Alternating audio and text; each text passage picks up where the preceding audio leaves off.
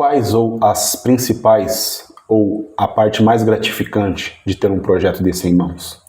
A parte mais gratificante é quando você recebe uma mensagem de uma mulher que fala: olha, eu realmente estou empregada, porque como eu estava falando, na maioria dos casos, o agressor está dentro da casa e em quase 99% dos casos de violência doméstica, a mulher não não quebra o ciclo por dependência emocional, ela não consegue quebrar o ciclo por dependência econômica. Então ela vivencia aquela situação, 99% dos casos, é a grande maioria, na verdade, maioria esmagadora. Ela tem filhos e como que ela vai fazer quando ela sai do lar, abandona esse lar, ou então o agressor é preso e ele que trazia o sustento para dentro de casa.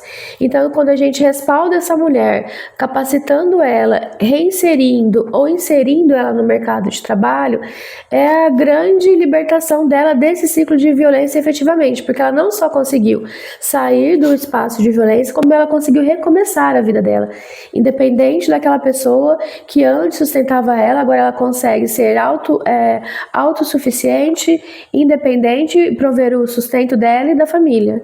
Como que o poder público ele vê esse tipo de projeto?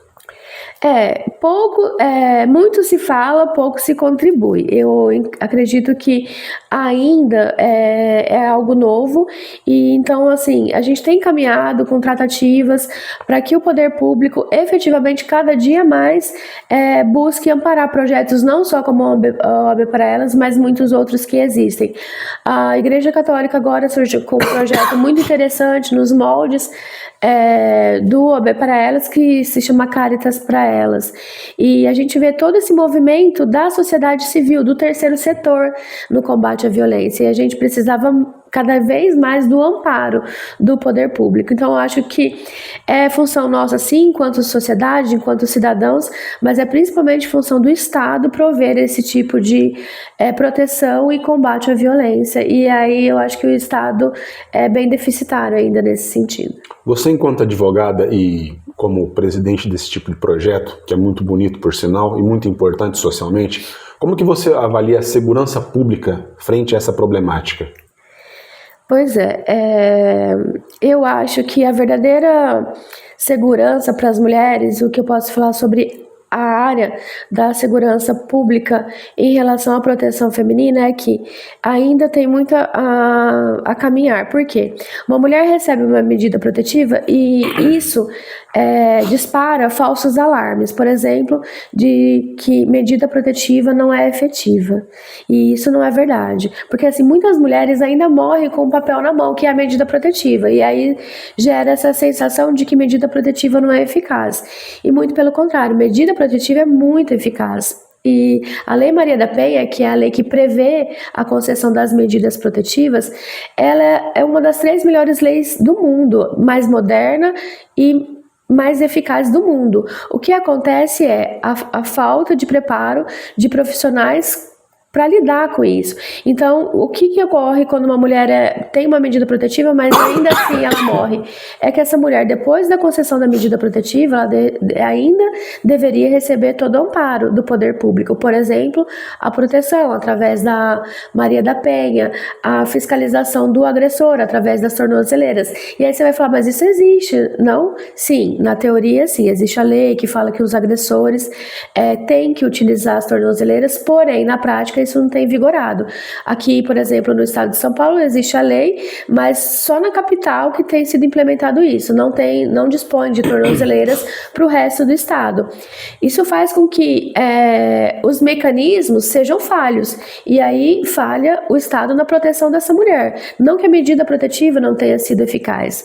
A prestação do serviço, da orientação jurídica, do Poder Judiciário foi feita. O juiz concedeu uma ordem de afastamento ou abandono do lar, proibição do agressor de usar o porte de armas, porém não deu a efetiva proteção à mulher, ela fica desamparada de todas as formas. Então acho que ainda tem muito a que ser feito, a gente tem muito a caminhar nessa questão da segurança pública na proteção dos direitos das mulheres.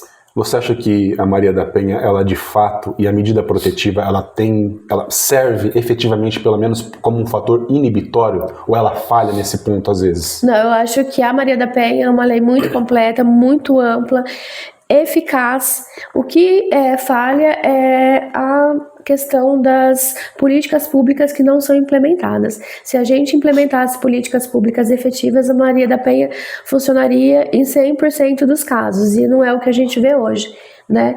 A outra questão também é que a gente só trabalha no Brasil, e aí agora vem tendo um movimento positivamente contrário a isso, que a gente só trabalha com atendimento às vítimas, quando na verdade a gente também tem que trabalhar com o agressor na outra ponta.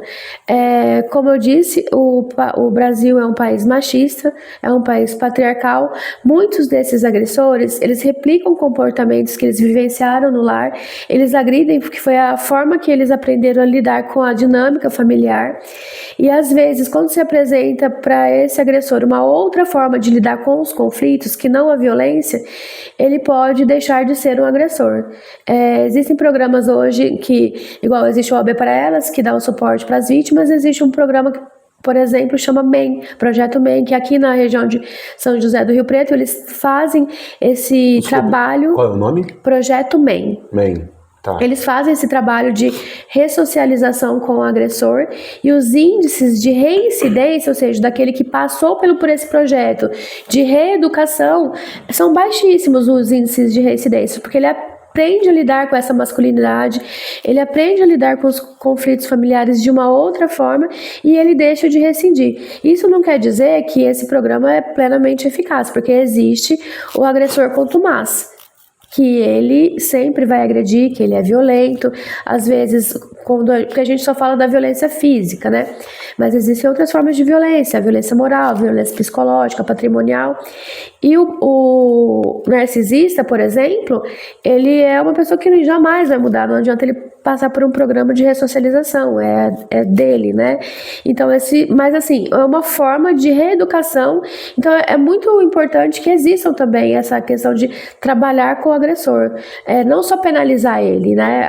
Ele vai cumprir a prisão, ele vai pagar a pena após o devido processo legal e fica por isso. Não, ele tem que aprender a lidar com aquela situação, até por uma questão de ressocialização dele, porque não adianta nada ele pagar a pena de ter agredido uma mulher ou praticado uma violência patrimonial e ele fazer novamente. Então, assim, é muito importante esse projeto de reeducação e ressocialização dos agressores também. Foi curioso você relatar isso, porque a Ellen também tinha me falado isso, né? Que foi onde nós fizemos essa ponte, porque eu a conheci. Então existe muito isso de que não é só, lógico, não estamos aqui passando pano para ninguém, passando a mão na cabeça de ninguém, até porque todos são adultos, mas você acha que também um fator que ele prepondera bastante também é que muitos homens, eles replicam questões educacionais e culturais? Sempre, por isso que eu falei que um dos nossos principais, quando a gente começou a OAB para Elas, a gente só pretendia fazer a orientação jurídica, e depois a gente viu que o grande problema não está só nisso, a grande questão é a conscientização, é a educação, a reeducação da nossa sociedade. Isso começa com as crianças, por isso que é tão importante a gente ir até as escolas, fazer as palestras. Isso virou nosso carro-chefe, né? Fazer palestras, falar sobre violência. Realmente a nossa ação de conscientização é a mais eficaz forma de combate à violência. Por quê? Porque nós somos ensinados, educados. Então, muitos dos agressores, eles replicam comportamentos que eles viam dentro dos seus próprios lares. A agressão contra as mães, as avós, até as mulheres suportam anos e anos de violência, porque elas já vêm de uma família disfuncional, que tecnicamente a gente chama. A avó apanhava do avô e falava, não, é isso daqui. A mãe viu aquele comportamento e replicou, e ela aceita da mesma forma. É o famoso homem assim mesmo. Sim, isso, é assim mesmo. Então, assim, por isso que a gente precisa trabalhar essa forma de combate, de conscientização, porque se você souber quais são os tipos de violência e como agir para não fazer, né, igual no caso do homem, é muito mais interessante do que a penalização. Porque quando a gente fala do agressor, ele não é um traficante, ele não é uma pessoa que furta, ele é o cidadão comum, ele é o homem de bem da nossa sociedade que dentro de casa agride como forma de dominação, de mostrar a sua masculinidade, de mostrar domínio, né, familiar, e o domínio familiar não vem disso, Autoridade, né? Exatamente.